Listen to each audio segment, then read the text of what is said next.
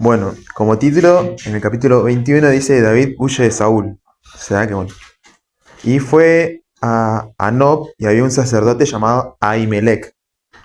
Y como que se sorprendió porque David iba solo y le dijo, ¿qué haces acá? ¿Y por qué vienes solo? Y dijo, no, vengo en un asunto del rey, me mandó y dejaba a los criados en otra parte. Y le dice, ¿tienes pan? Como que ya se ve que ya era un viaje medio largo, tenía hambre, ¿no? Davidcito. Y le dice, solo tengo pan, pero no es como un pan común, sino que era un pan consagrado. Y dice, sí, bueno, ¿cuánto tienes? No sé, 5, pide lo que haya. Y le dice, te lo daré solo también si con los que te acompañan están como consagrados. Lo único que le pedí es que si es que no habían conocido a alguna mujer o algo, ¿viste? Los jóvenes que lo acompañaban. Y dice, no, hemos estado vagando como anteayer y ayer. Y bueno, creo que sus vasos no están como contaminados. Y bueno, ahí el profeta del sacerdote le da los panes y se alimenta David con eso y le pregunta, ¿también tienes una espada o algo? Y le dice, más adelante no se le dice, sí, está la espada de Goliat. Y está guardada, está escondida allí. Y bueno, David la agarra, claro, porque se tenía que también equipar, ¿no? Contra Saúl. Y bueno, mientras pasaba todo esto, de lejos había uno de los principales soldados de Saúl, viendo todo. Y estaba allí observando y se llamaba Doeg, era un edomita, el principal de los pastores de Saúl. Cuestión que al día siguiente, o en ese mismo día, David se va y huye y el edomita va con estas noticias a Saúl.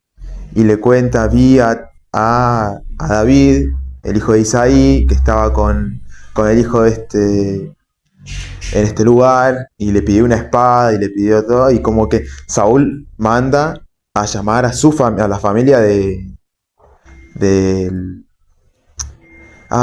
este sacerdote, ¿no?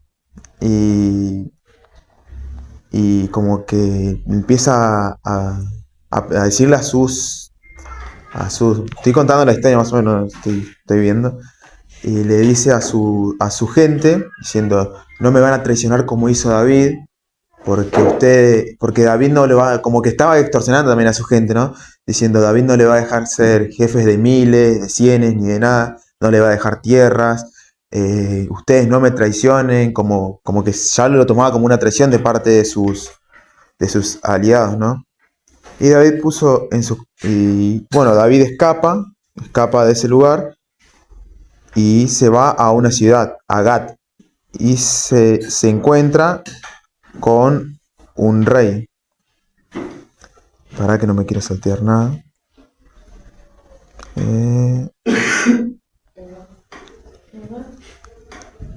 Huyó de Saúl, se fue a Aquís, el rey de Gat. Y los siervos de Aquís le dijeron, ¿no es este David el rey de la tierra? ¿No es este de quien cantaban y danzaban diciendo, hirió Saúl a sus miles y David a sus 10.000? Y David puso en su corazón estas palabras y tuvo gran temor. O sea, por este cántico ahora David tenía miedo también, porque lo reconocieron en otros lugares y David cambió su forma de actuar y empezó a aparentar ser un loco. O sea, empezó como a balbucear, se empezó a babear, tipo la barba, todo. Claro, pues tenía miedo que lo reconozcan hasta lo maten. ¿Eh? No voy a babear la barba. Cuestión, aquí dice, y dice a su siervo, ¿no? Aquí, viste, este hombre es demente, ¿por qué lo habéis traído a mí? ¿Acaso faltan locos para que hayáis traído a este, hiciese de loco delante de mí? Había de entrar este en mi casa, como ya menospreciándolo, total era un loco más, ¿no? Se ve que tenían bastante los de Gat. El capítulo, bueno, yéndose David, ahí huyó, escapándose gracias al papel de loco, ¿no? Y se fue a un lugar llamado Adulam. Y todos sus hermanos se enteraron dónde se había escapado David y se fueron y se reencontraron con él. Y se juntaron todos los afligidos y todos los que estaban endeudados y todos los que hallaban amargura de espíritu y fue hecho jefes de ellos y tuvo consigo 400 hombres. Esto es en Adulam, es una cueva donde David se escondía de Saúl.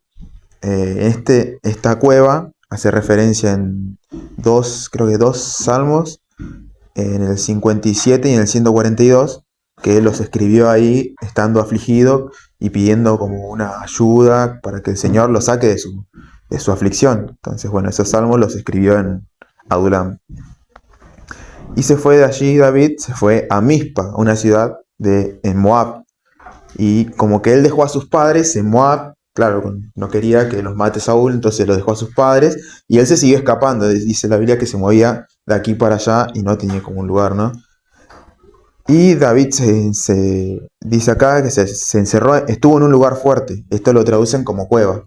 Estuvo en una cueva y vino un profeta y le dijo: no estés en este lugar, anda y vete a la tierra de Judá. Y David se fue y vino a un bosque de Aret, dice acá. Y bueno, como había contado, este principal edomita que había escuchado la conversación, cuando va con Saúl y le avisa de todo esto, bueno, Saúl manda a llamar a esa familia y le dice que también lo traicionó, que cómo lo van a esconder a David, como que se estuvieron manejando a sus espaldas. Y bueno, el sacerdote le responde: ¿no es David tu siervo más fiel? ¿No es el que está casado con tu hija? Nosotros no habíamos hecho nada a tus espaldas y no es la primera vez que yo consulto a Dios para preguntar algo por David, sino que ya era algo que se había repetido, ¿no? Y dijo: nosotros no hicimos nada a tus espaldas, como que también exponían su realidad. Y Saúl dijo, como enojado, dijo: no importa, muerto eres tú y toda su familia, y mandó a su gente a matar a todos los sacerdotes de ese lugar.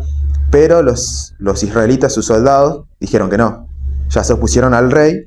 Entonces Saúl manda a este hombre edomita y él solo mata a 85 sacerdotes.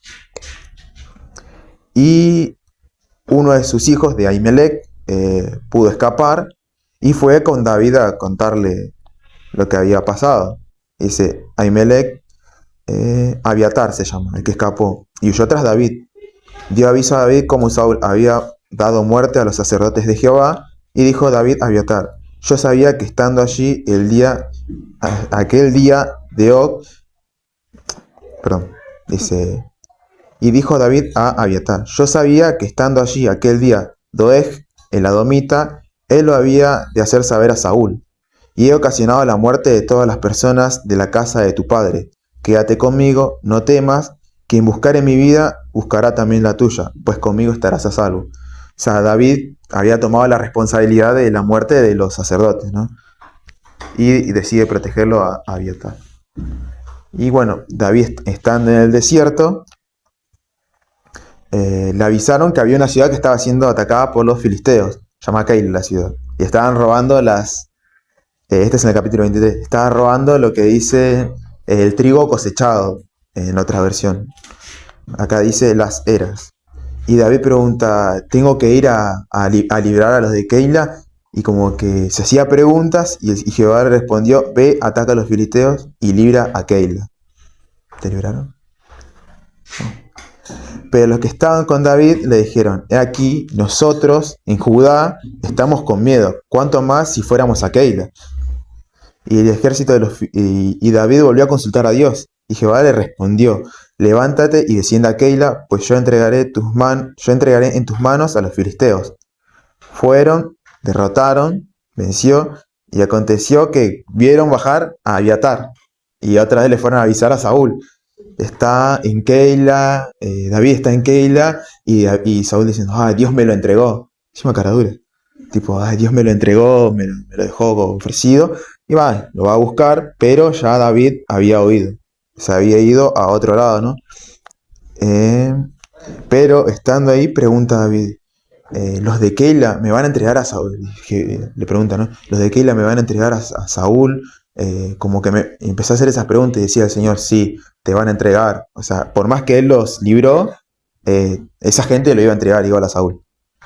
Y entonces se levantó con sus hombres, que eran como 600, y anduvieron de un lugar en otro. Y vio Saúl la nueva de que David se había escapado de Keila. Desistió de salir y David se quedó en el desierto, en lugares fuertes, que habitaba en un monte del desierto. Viendo pues Saúl que para que no me quiera saltear un reencuentro. Ah, no. Viendo pues David que Saúl había salido a buscar de su vida, se estuvo en Ores, en el desierto de Sif.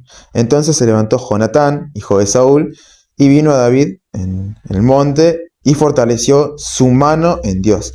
Y dijo: no temas, pues no te hallará la mano de Saúl mi padre. Tú reinarás sobre Israel, y yo seré segundo después de ti.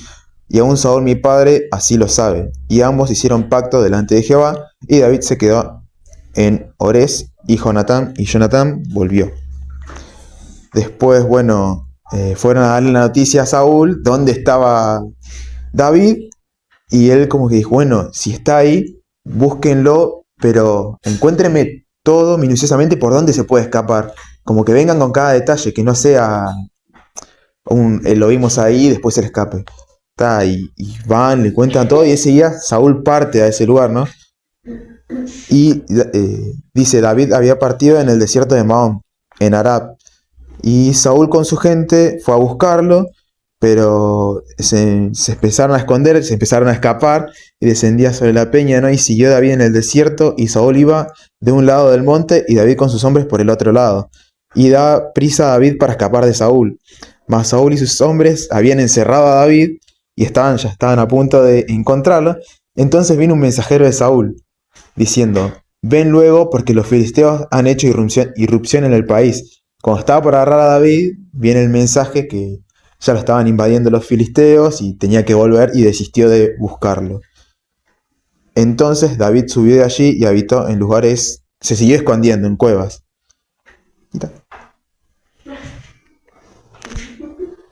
Sí, también. Dice que... No, porque dice acá, por esta causa pusieron aquel lugar por nombre Selah Hama Lekot. No sé cómo decirlo bien. Dice: esto es Peñas de las Divisiones. Por esta causa pusieron aquel lugar en el nombre. Entonces David subió de allí y habitó en los lugares fuertes en Gadi. Jonatán le promete a David ayudarlo a descubrir si la ira de Saúl es solo momentánea o si es una firme resolución. Él encuentra que esta última es la situación, y en el proceso provoca la ira de su padre sobre él mismo. Solo hay un curso de acción que puede tomarse si es que David va a ir a vivir para tomar el trono. David debe escapar por su vida.